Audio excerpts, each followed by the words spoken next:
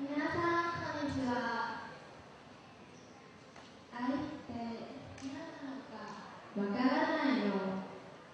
OK、僕に任せて。愛ってのは自分のことよりその人のためを思うことだよ。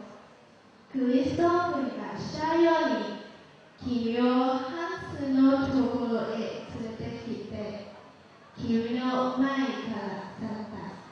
永遠。クリストフは私を愛してるの。ああ、君は本当に分かってないね。愛って何かそうでしょう。おあなた溶けてしまうわ。君のためなら溶けてもいいって思える人も